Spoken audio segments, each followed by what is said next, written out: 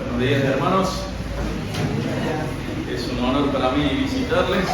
Gracias a Dios podemos cantar juntos al Señor, alabarle. Podemos destinar este tiempo para pensar en su grandeza, pensar en sus maravillas, pensar en su carácter, pensar en su persona. Y hoy quisiera que me acompañen a pensar sobre la iglesia. Sé que están en una serie sobre la iglesia. Y para mí, en mis estudios he encontrado un lugar especial, la iglesia de Antioquía. La iglesia de Antioquía es una iglesia que me gusta mucho. Hay gente que le gustaría formar parte de la iglesia primitiva y creo que no saben muy bien lo que quieren o no saben en realidad lo que están deseando. Por ejemplo, si ves a la iglesia de los Corintios, flor de líos en la iglesia de los Corintios.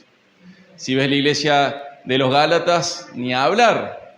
Pero la iglesia de Antioquía, aunque no recibe directamente ninguna carta, se nos presenta de una manera especial.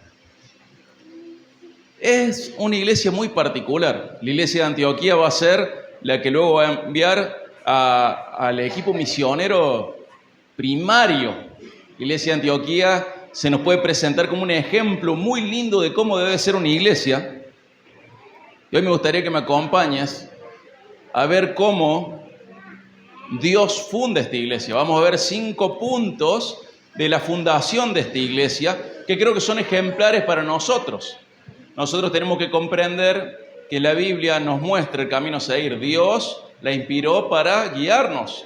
Y como iglesia siempre tenemos que tener presente lo que Dios ha revelado para que le dé forma a nuestra vida, le dé forma a lo que creemos y le dé forma a lo que hacemos. Acompáñame a Hechos 11.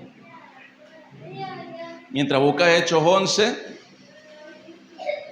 te recuerdo que en Hechos 10 y 11 encontramos la historia de Pedro y Cornelio, un gentil que recibe la salvación a través de Jesús. Y vemos cómo Dios otorga un lugar en su familia.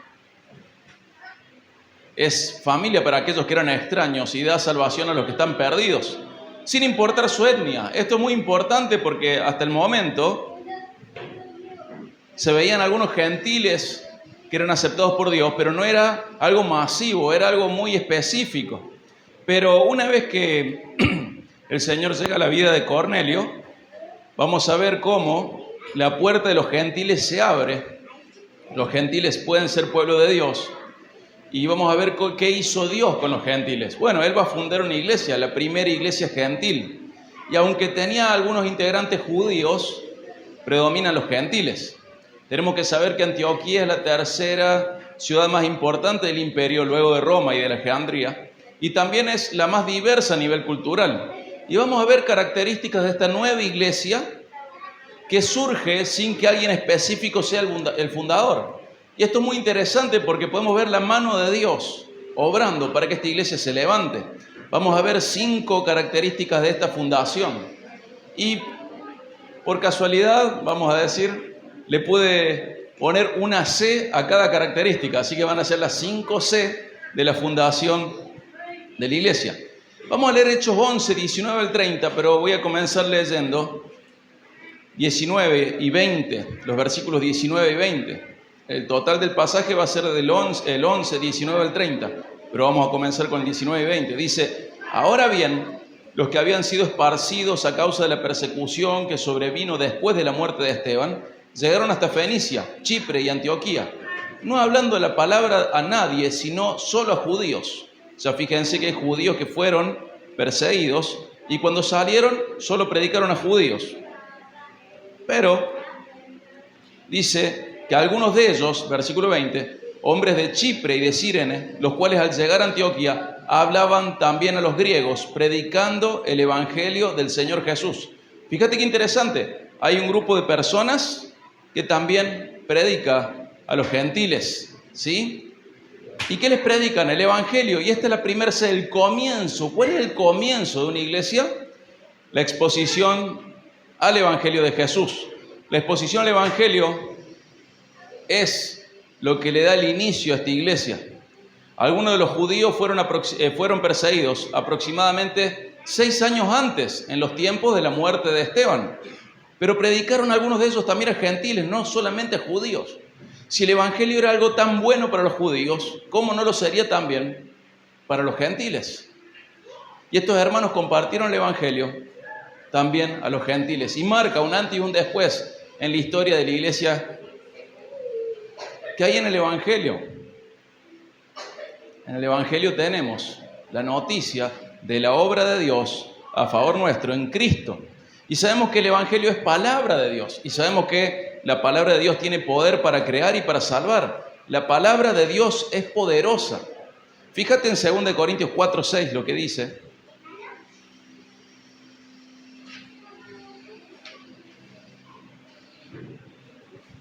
2 Corintios 4:6.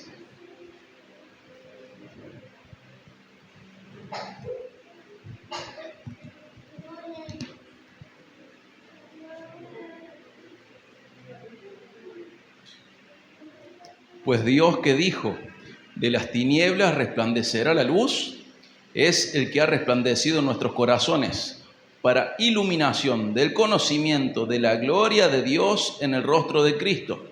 Fíjate qué interesante que hace esta conexión el apóstol Pablo. Dice, mira, Dios a través de su palabra, ¿qué hizo? Dijo, sea la luz, ¿y qué pasó con la luz? Fue la luz. Y también a través de su palabra resplandece en nuestros corazones. ¿Cómo? Para iluminación del conocimiento de la gloria de Dios. ¿En quién? ¿En dónde? ¿Cómo? En el rostro de Cristo. Vemos que a través del poder de su palabra Dios creó el universo y de la misma manera resplandeció en nuestros corazones para que podamos conocer a Dios a través de Jesús. Y tenemos que saber que esta iglesia es formada a través del Evangelio, a partir del Evangelio. Dios crea a su pueblo con el poder de su palabra, comenzando con el Evangelio. Esta es la primera C. El comienzo de una iglesia es a través de la exposición de personas al Evangelio. Acá un grupo de judíos salió, no le predicaba casi nadie, solo judíos, y algunos de ellos comenzaron a predicar a los gentiles y empieza a formarse un grupo en Antioquía. No tiene un fundador específico más que Dios. Ellos oyeron el Evangelio y Dios comienza una obra en estos corazones, en este grupo de hermanos, en este grupo que luego se va a consolidar como una de las iglesias más lindas del Nuevo Testamento, la iglesia de Antioquía, una de las más maduras, una que nos sirve a nosotros como ejemplo para saber cómo debemos formar nuevas iglesias y cómo debe haberse formado cualquier iglesia. El primer punto es la exposición al Evangelio, el comienzo de la iglesia. Fíjate el versículo 21, volvemos a Hechos 11, versículo 21.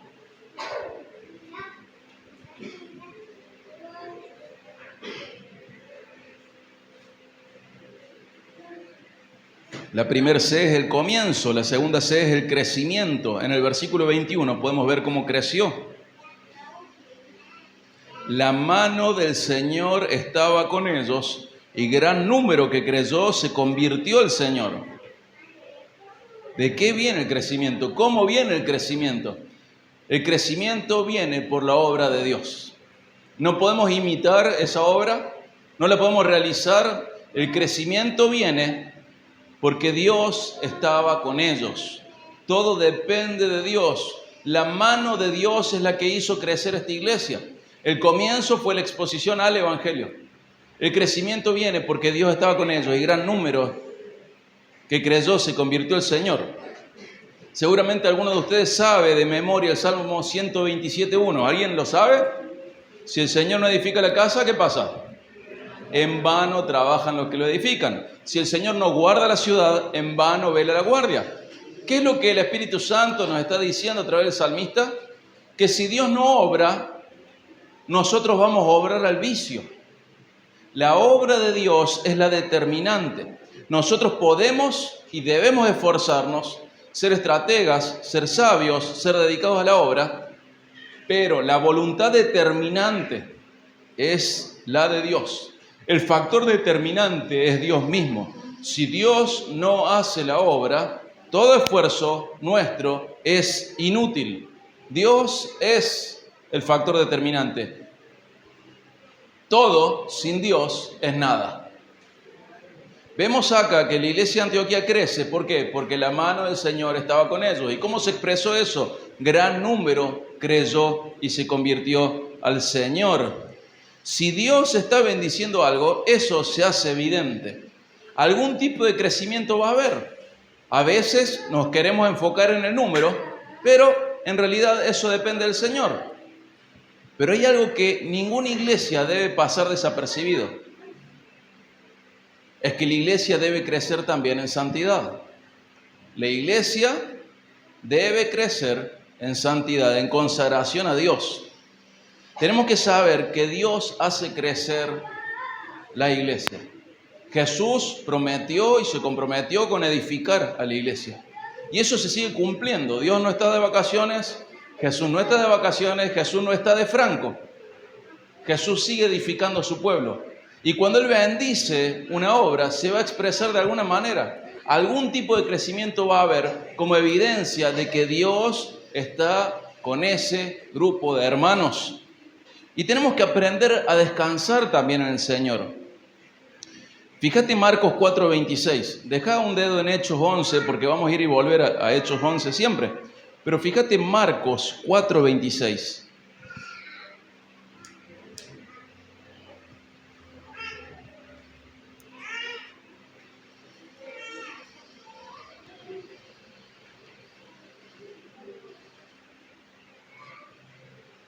Jesús decía también, el reino de Dios es como un hombre que echa una semilla a la tierra y se acuesta de noche y se levanta de día y la semilla brota y crece. ¿Cómo? Él no lo sabe. ¿Qué te parece esto? Dice que el reino de Dios es como un hombre que va y siembra y luego de sembrar se va a dormir. Y eso crece y el hombre no sabe cómo crece. Pero fíjate qué interesante, tenemos una doble función acá. Nuestra función es sembrar y descansar en Dios. El crecimiento lo da Dios, la vida la da Dios. No sabemos cómo Dios va a producir vida espiritual, pero Él no nos encomendó los resultados. Hermano, esto es muy importante. Dios no nos encomendó los resultados. Él nos encomendó los medios, la semilla. Tienes que ir a sembrar la palabra y después descansar confiando en Él. La iglesia de Antioquía tuvo esta característica y creció porque el Señor estaba con ellos. Pero sin que Dios se involucre, nada puede ser hecho. Él hace la diferencia. Sin que Dios esté con una obra, esa obra no va a crecer. La iglesia no va a crecer. Es sabio reconocer en dónde Dios está trabajando para sumarnos a Él y ser parte de la obra. Y también es sabio reconocer cuando Dios no está trabajando en los corazones y retirarse aunque duela. Esta iglesia creció. ¿Por qué? Porque Dios estaba con ellos y eso se hizo evidente en el crecimiento que tuvo esta iglesia. Esto no siempre va a ser, insisto, a través de números, pero siempre va a haber crecimiento de algún tipo. La compañía de Dios, que Dios esté con una iglesia se va a hacer evidente, principalmente en santidad, en consagración, en madurez de la iglesia. Eso es lo principal. Pero siempre va a haber evidencias de que Dios esté con su pueblo. Él está con su pueblo, siempre. La primera C, el comienzo, la exposición al Evangelio de Jesús. La segunda C, el crecimiento. ¿Por qué crecía esta iglesia? Porque Dios estaba con ellos. La tercera C, vamos a ver cómo viene la consolidación. Fíjate Hechos 11, 22 al 25, perdón, al 26. Hechos 11, 22 al 26.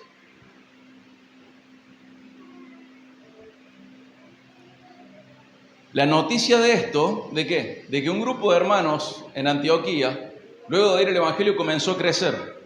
Dice, la noticia de esto llegó a oídos de la iglesia de Jerusalén y enviaron a Bernabé a Antioquía, el cual cuando vino y vio la gracia de Dios, se regocijó y animaba a todos para que con corazón firme permanecieran fieles al Señor, porque era un hombre bueno y lleno del Espíritu Santo y de fe. y una gran multitud fue agregada al Señor. Bernabé salió rumbo a Tarso para buscar a Saulo, y cuando lo encontró lo trajo a Antioquía, y se reunieron con la iglesia por todo un año y enseñaban a las multitudes. Y a los discípulos se les llamó cristianos por primera vez en Antioquía. Fíjate qué interesante. Vemos la consolidación de la iglesia, la tercer C. ¿Y de qué depende esta consolidación? De que era un grupo de hermanos enseñables. Vamos a tratar esto, de cómo eran enseñables. Los hermanos de Antioquía eran personas dispuestas a aprender. ¿Sabes qué está relacionado con la disposición a aprender? La humildad.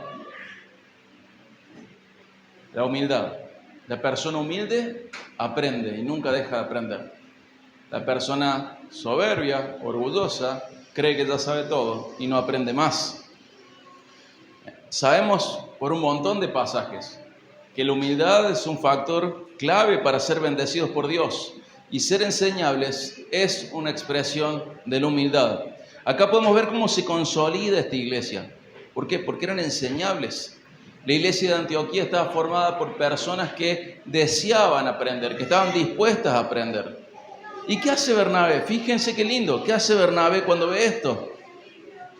Dice, vio la gracia de Dios, se regocijó, animó a todos para que permanezcan fieles al Señor. Y dice, ¿por qué? Porque era un hombre bueno, lleno del Espíritu Santo y de fe.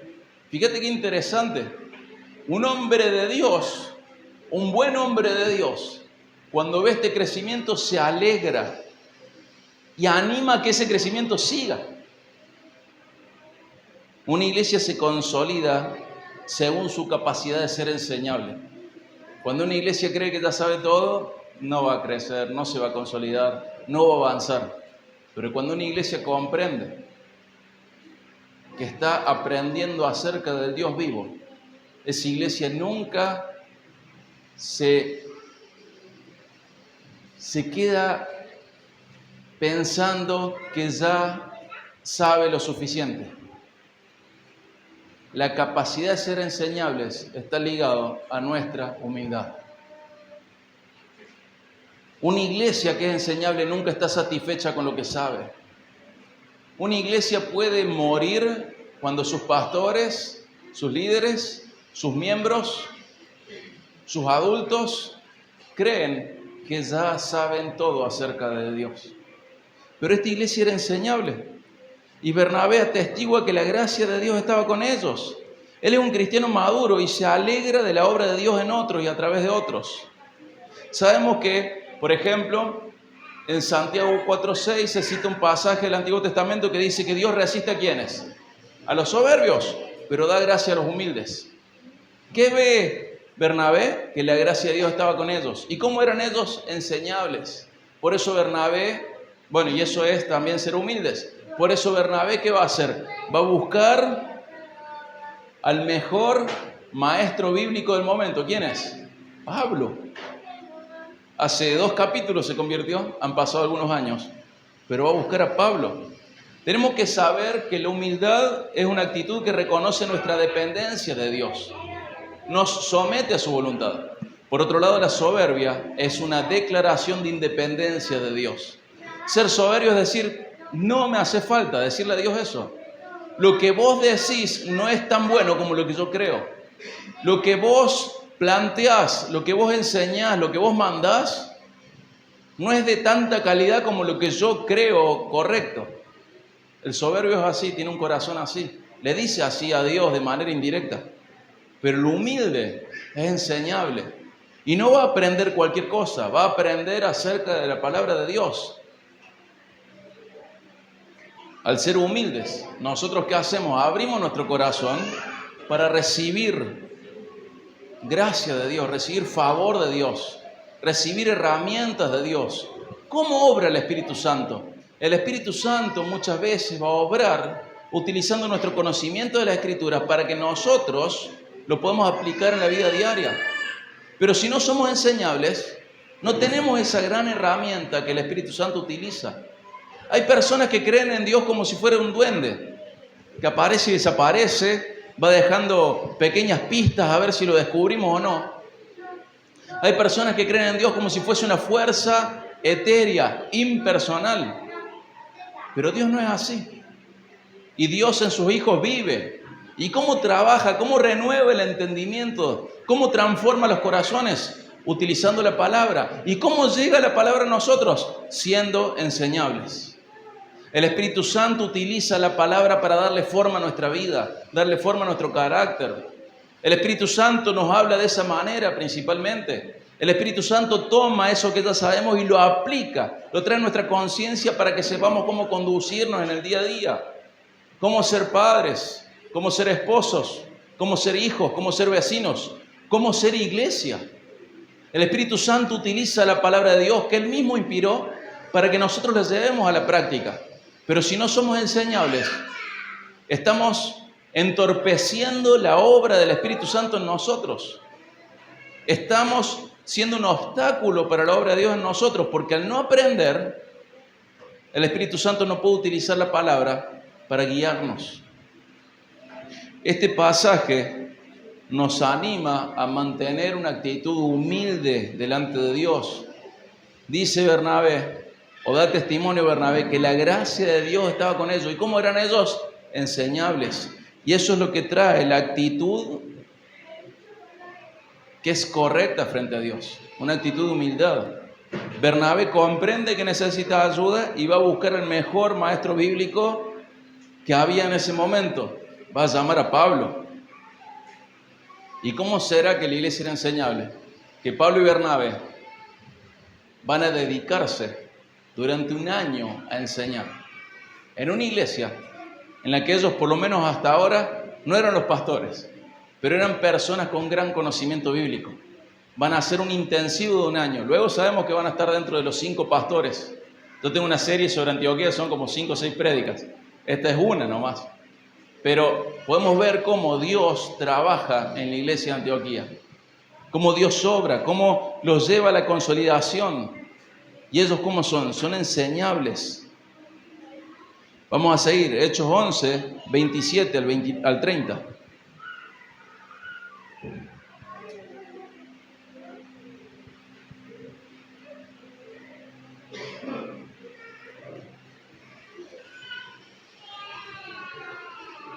Dice, por aquellos días unos profetas descendieron de Jerusalén a Antioquía.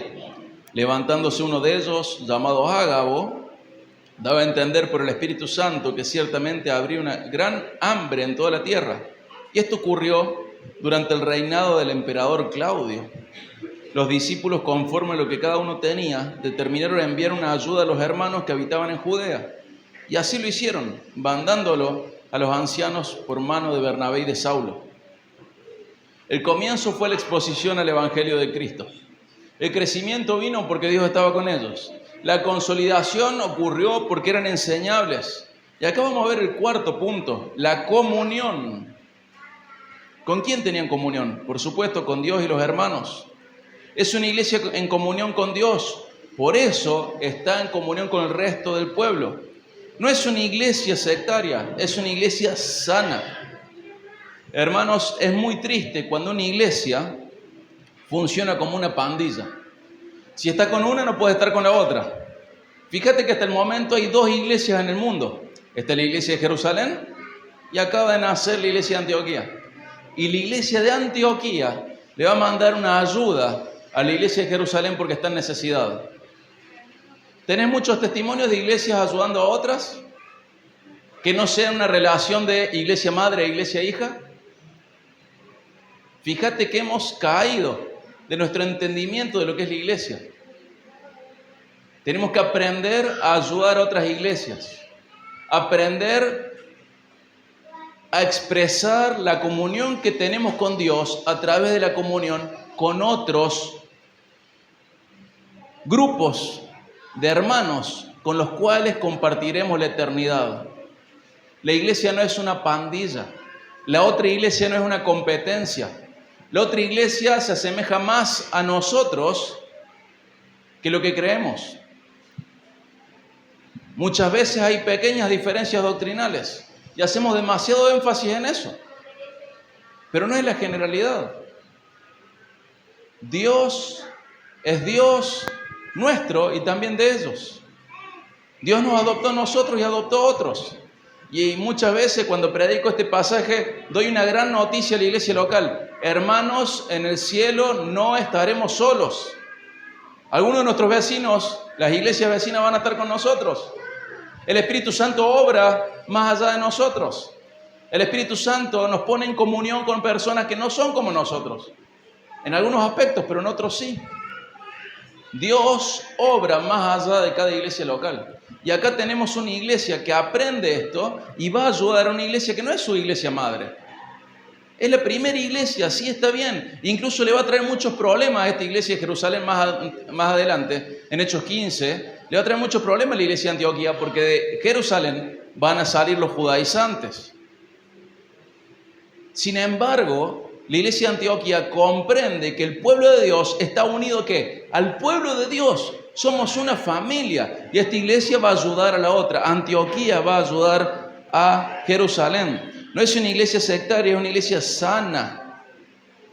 Hay iglesias que a pesar de la buena enseñanza que brindan, su conducta con el resto del pueblo de Dios deja en evidencia su inmadurez, su sectarismo, su sabiduría humana y no divina. ¿Qué trae la sabiduría humana según Santiago? Divisiones, contienda, pleitos.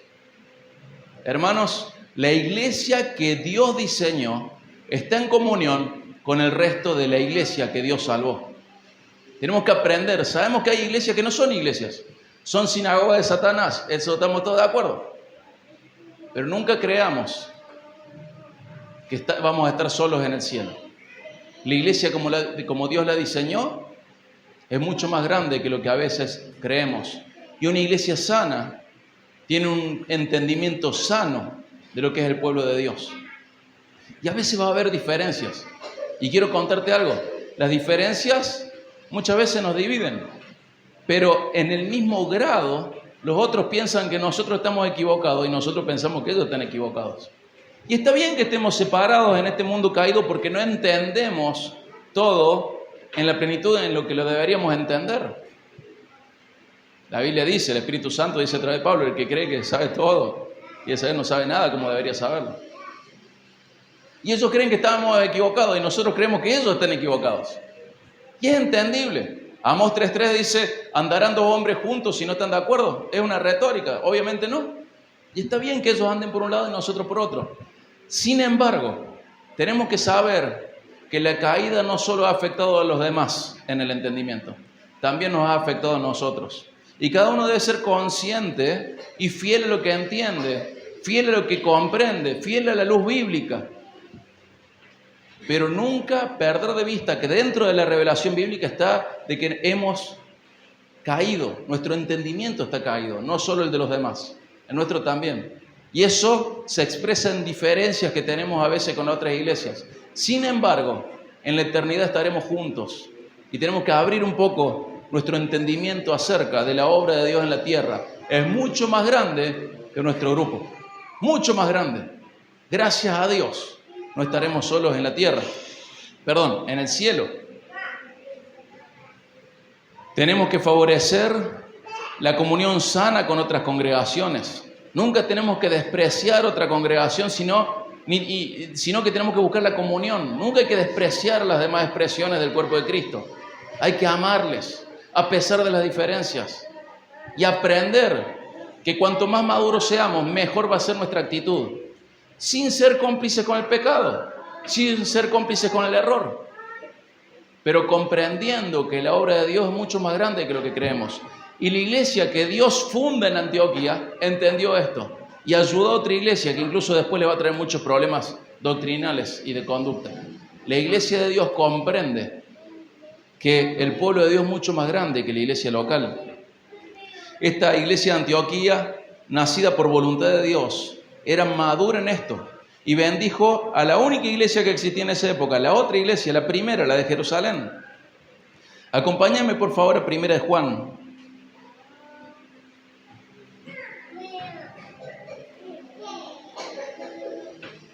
1 de Juan 3, voy a leer 14 al 18 y luego algunos versículos del capítulo 4.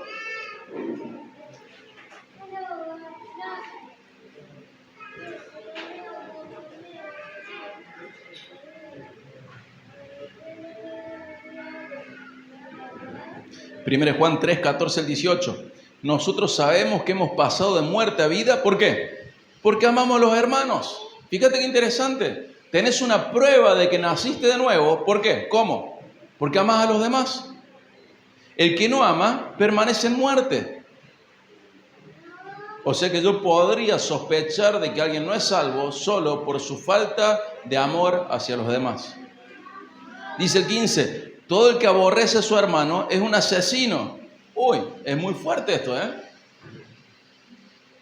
Y ustedes saben que ningún asesino tiene vida eterna permanente en él.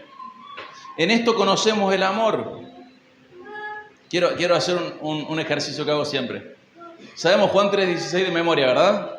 Porque de tal manera amó Dios al mundo, ¿cómo sigue? Que le ha dado a su Hijo unigénito, ¿para qué? Para que todo aquel que en él crea no se pierda, sino que tenga vida eterna. ¿Y por qué nos gusta este pasaje? Porque dice cuán amados somos, dice que somos amados. Y a todos nos gusta pensar en que somos amados. Pero nadie sabe 1 Juan 3:16 de memoria. ¿Por qué? Fíjate por qué. En esto conocemos el amor, en que Él puso su vida por nosotros. También nosotros debemos poner nuestra vida por los hermanos. ¡Apa! A este nadie lo tiene pegado en la heladera, ¿viste? Nadie tiene una remera con 1 Juan 3:16. Juan 3:16 sí, porque dice que somos amados. Pero 1 Juan 3:16, que dice que tengo que dar la vida por mi hermano, no está pegado en un imán en la heladera, no está en una calcomanía del auto, no está en una camiseta. Y muchas veces no está en nuestra memoria, y peor que eso, no está en nuestra conducta. Hermanos, el que nació de nuevo ama a los demás. Yo quiero que pienses en esto. Jesús no te amó por tu precisión teológica. ¿Sabías eso? Jesús te ama por lo que Él es. Y yo tengo que aprender a amar a mi hermano de la misma manera. Incluso Jesús, cuando habla de esto en Juan, dice, en esto conocerán que son mis discípulos. ¿En qué? En que se amen unos a otros. Y antes de eso dice, les doy un mandamiento nuevo, que se amen unos a otros. Y hasta ahí no es nuevo, porque en el Pentateuco ya decía que se tenían que amar los del pueblo de Dios. Pero luego dice en qué consiste la novedad, la parte nueva de este mandamiento. En que así como yo los he amado, ustedes se amen entre ustedes. O sea que yo tengo que aprender a amar, no según lo que merezca el otro, sino independientemente de lo que el otro es. Tengo que amarle como Jesús me amó. Jesús me amó de manera inmerecida. Jesús me amó a pesar de mí. Jesús me ama a pesar de mis errores doctrinales. Incluso, qué importante esto. Qué loco esto. Esto no, quiero enfatizar, obvio, no me malentiendan. No es un llamado a andar en el error doctrinal. Es un llamado a comprender la magnitud del amor de Cristo. Y así tengo que amar al otro. ¿Cuántas veces no amamos a los otros porque pensamos que están equivocados? Y el otro no nos ama porque piensa que nosotros estamos equivocados. Pero la iglesia de Antioquía, esta iglesia que nace por voluntad de Dios, ¿cómo es? Ama a la iglesia de Jerusalén, a pesar de que en Jerusalén se están gestando los judaizantes. A pesar de eso le ama, manda una ayuda a la iglesia de Jerusalén. Fíjate, dice, en esto conocemos el amor, en que puso su vida por nosotros. También nosotros debemos poner nuestras vidas por los hermanos. Pero el que tiene bienes de este mundo y ve a su hermano en necesidad y cierra su corazón contra él, ¿cómo puede morar el amor de Dios en él? Hijos, no amemos de palabra ni de lengua, sino de hecho y en verdad. Te dice que no sea solo palabra, que no sea solo sonido, que no sea solo un decir. Habla a través de tus hechos. Y fíjate 1 Juan 4, 8, 12, 20 al 21.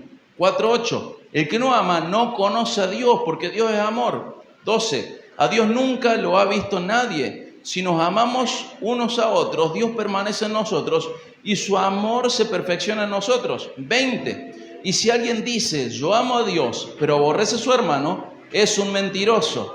Porque el que no ama a su hermano, a quien ha visto, no puede amar a Dios, a quien no ha visto. Y este mandamiento tenemos de Él, que el que ama a Dios, ame también a su hermano. La iglesia de Antioquía amaba a sus hermanos. Amaba a sus hermanos. Y le mandó, fíjate qué interesante, le mandó ayuda a la otra iglesia. Casi hoy no tenemos testimonios de iglesias ayudando a iglesias. ¿Se dieron cuenta? ¿Por qué? Porque nosotros estamos solos en el cielo, los demás no son. Estamos solos. Esto es un error. La iglesia diseñada por Dios ama a las otras iglesias. Tiene comunión con Dios y eso se expresa en ¿qué? En comunión con los hermanos. Y a veces los hermanos tienen sus errores y te aseguro que vos tenés los tuyos. Pero Jesús no te amó por tu precisión teológica. Jesús te amó porque quiso, a pesar de vos. Incluso te amó cuando estás muy errado doctrinalmente. Y Jesús nos manda a amar a los demás de esa manera. No para alimentar el error, quiero insistir mucho en esto. Pero quiero enfatizar también de que hemos perdido de vista el amor de Dios.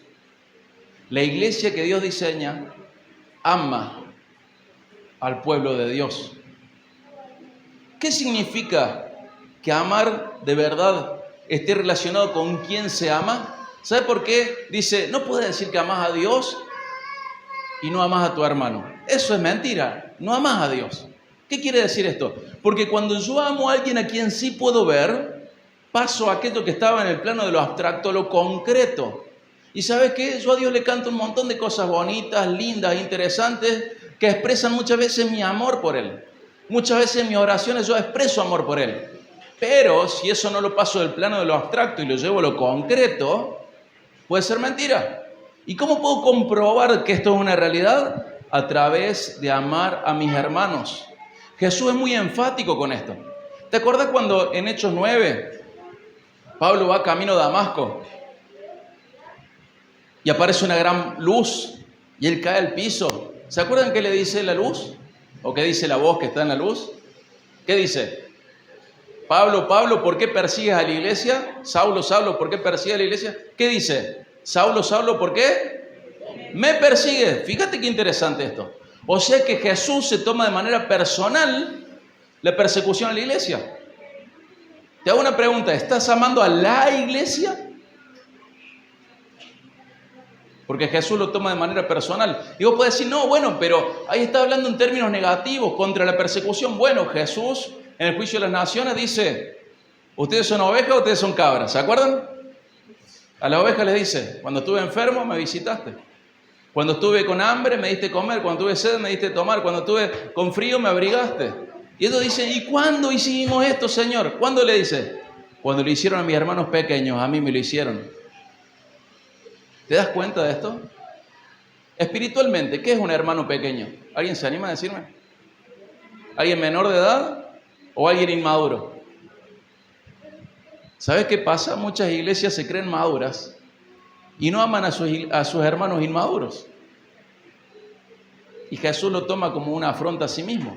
Por eso las cabras le dice, cuando tuve necesidad no estuviste conmigo. Señor, ¿cuándo no hicimos esto? Cuando no se lo hicieron a mis hermanos más pequeños.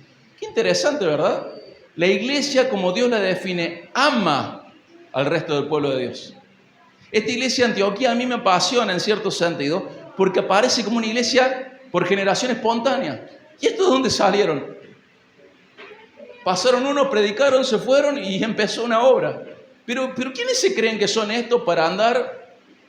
Son de Dios. Y el Espíritu Santo tiene esa característica de generar vida donde Él quiere. Y tenemos que aprender a reconocer la vida donde el Espíritu Santo la va generando. Y amar la vida, aunque sean hermanos pequeños. Nuestro corazón a veces pierde de vista esto, hermanos. Es fácil decir que amo a Dios. Es fácil llorar con una canción. Es fácil hacer expresiones derivadas de los sentimientos. Pero si eso no se traduce a algo más que emociones, es una vivencia egoísta, egocéntrica, hasta fantasiosa de un falso amor. Es falso. No es amor, es un conjunto de emociones agradables, positivas hacia algo que en realidad me hace sentir bien conmigo mismo. Mira cómo lo amo al Señor, mira cómo me emociono por Él. Pero mi hermano más pequeño, no, que sufra, porque es un inmaduro. Hermanos, tenemos que aprender que Jesús se toma de manera personal lo que se hace con su pueblo. Y su pueblo es mucho más grande que lo que creemos. ¿Cómo se puede evidenciar que alguien ama a Dios? En su amor por sus hermanos en Cristo, en su amor por la congregación local y también en su amor por otras congregaciones. Si alguien dice que ama a Dios y no ama a sus hermanos en Cristo, dice la Biblia que es un mentiroso, no ama a Dios. Y siempre tengo que pensar que es necesario pasar de lo abstracto e ir más allá, llegar al plano de lo concreto. Y en el sentido del amor a Dios, parte de lo concreto se evidencia ¿cómo? En el amor por los otros, en comunión con otros. Si no tenés comunión con otros, no tenés comunión con Dios. Es lo que Juan está diciendo. ¿Y sabes qué? ¿Qué haría una persona que no ama al leer estos pasajes? Reclamar amor. Che, me tienen que amar. Pensar que esto es algo que el resto debe aplicar con esa persona. Perder de vista que está escrito para que cada uno de nosotros revise su vida y se arrepienta en caso de ser necesario. Pero la iglesia está formada por personas que han ido a Cristo, que Cristo ha llegado a ellos. La iglesia verdadera ama a la iglesia verdadera.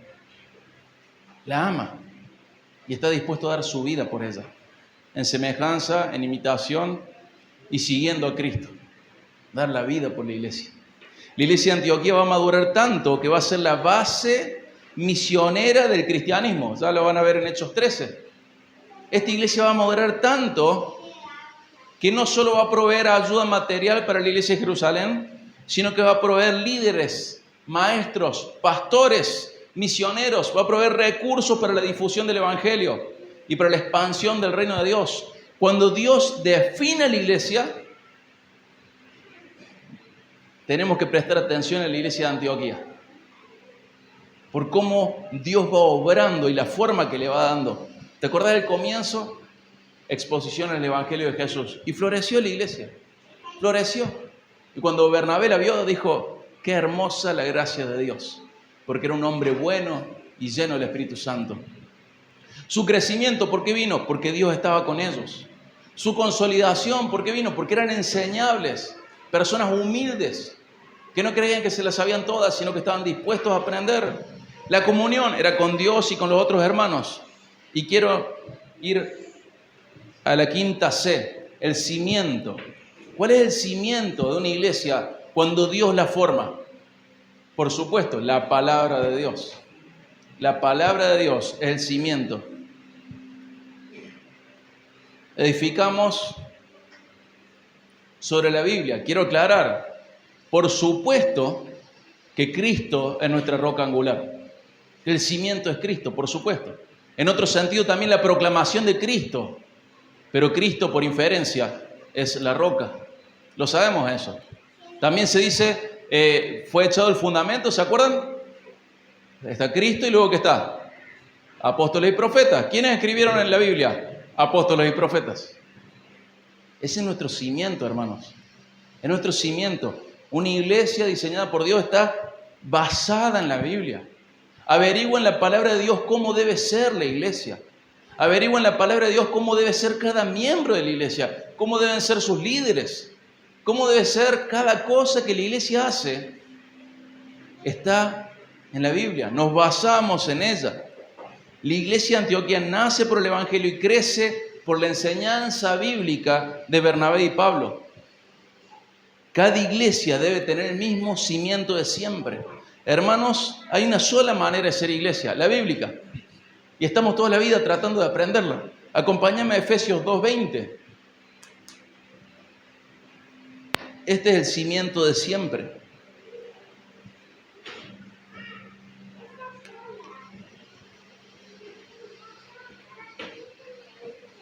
Efesios 2:20 y 21.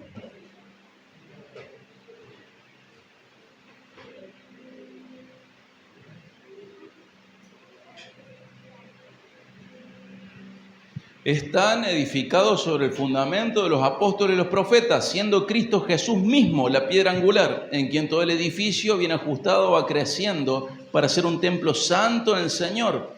Este es el cimiento de siempre, Jesús, Dios mismo. ¿Y luego qué se edifica? ¿Cuál es el fundamento que sigue? Apóstoles y profetas. ¿Y qué hicieron ellos? Escribieron la palabra. La palabra es en donde nos basamos. Luego siguen pastores, maestros y evangelistas. Pero el fundamento se pone una sola vez y para siempre. Fue puesto Jesús, fue puesta la palabra, lo que escribieron apóstoles y profetas, y luego seguimos los evangelistas y los pastores maestros. Y seguimos edificando encima de eso, sobre el fundamento que ya está puesto. Fíjate, 1 de Pedro 1, 23 al 25. Fíjate la importancia de la palabra.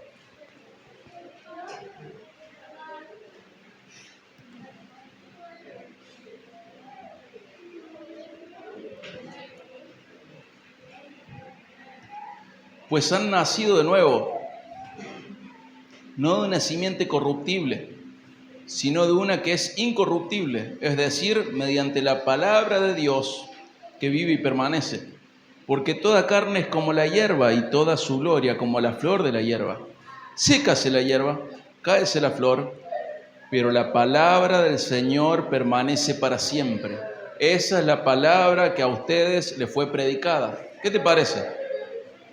En este pasaje Pedro contrasta dos cosas. Resalta un contraste entre la naturaleza eterna y perdurable de la palabra de Dios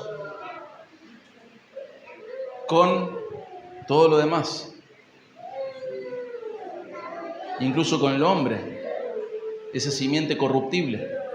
Pero hemos nacido de nuevo por una simiente incorruptible, por una semilla que no se echa a perder. ¿Cuál? La palabra de Dios, que es incorruptible y viva.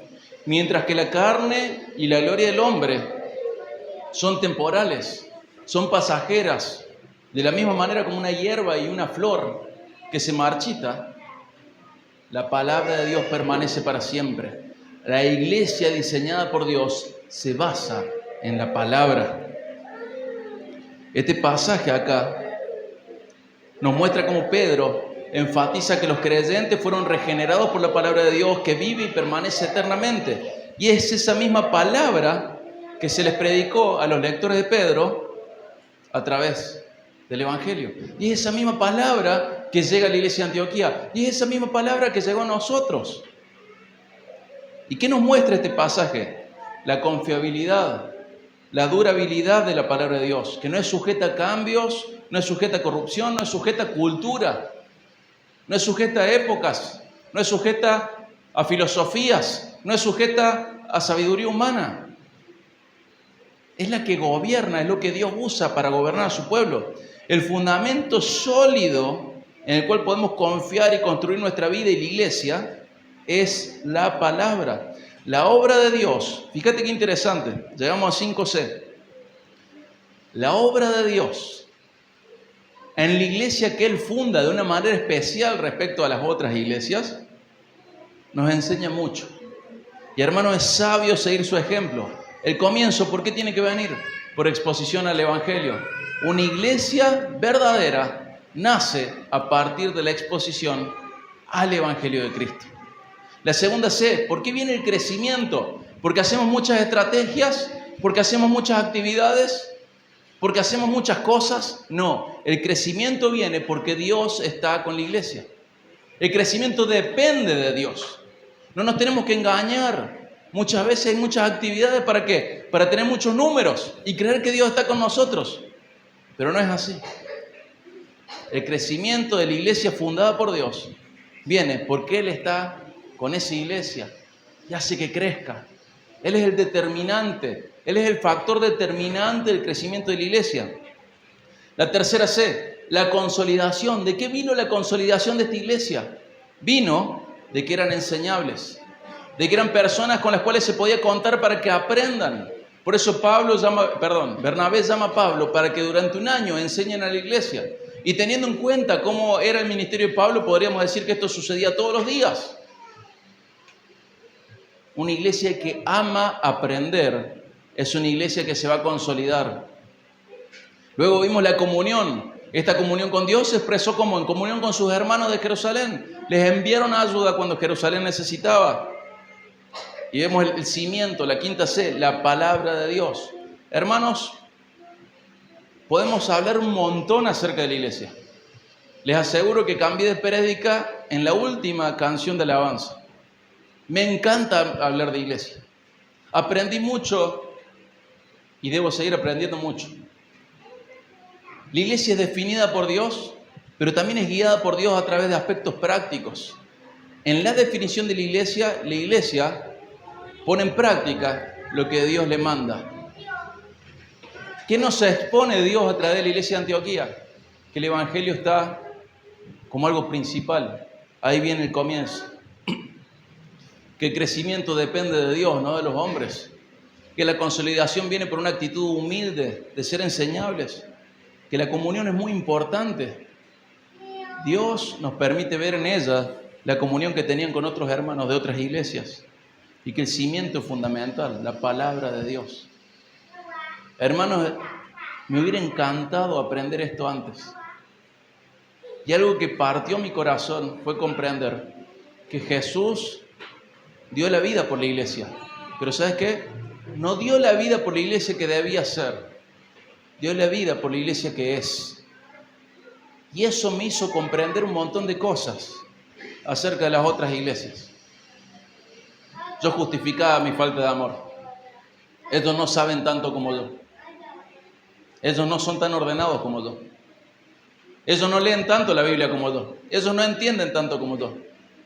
Y cuando veo la iglesia de Corinto, que es un enjambre de problemas y pecados, y Pablo les dice, amados hermanos, y el Espíritu Santo los llamó a ser santos, ¿quién soy yo para querer amputar una parte del pueblo de Dios?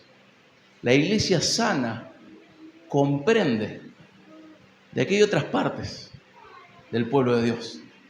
La iglesia definida por Dios tiene este comienzo, el evangelio. Este crecimiento, la presencia de Dios, la compañía de Dios. Esta consolidación son enseñables. Esta comunión se brindan en amor a otras iglesias. Y este cimiento, la palabra de Dios. Hermanos, Dios nos tiene que ayudar a ser una iglesia bíblica. La iglesia de Antioquía me encanta porque para mí es una iglesia bíblica. Hasta está en la Biblia. Y la gente dice, estos son los cristianos. Qué interesante, ¿no? La gente les puso cristianos a la iglesia de Antioquía. Y tenemos que aprender mucho de la definición de cómo es una iglesia a través de mirar lo que el Espíritu Santo inspiró a Lucas a registrar en estas páginas de Hechos. A mirar con detenimiento la iglesia de Antioquía, porque podemos ver cómo Dios obraba con ellos. Y uno puede decir, no, pero esto no es así. Bueno, el testimonio de Bernabé fue ese. La gracia de Dios estaba con la iglesia de Antioquía. Y él, que era un hombre bueno y lleno del Espíritu Santo, dio testimonio de esto, y nosotros tenemos que aceptar este testimonio. Y a la hora de definir a la iglesia, podemos hablar de un montón de cosas. Puedo hablar horas de la iglesia, amo la iglesia.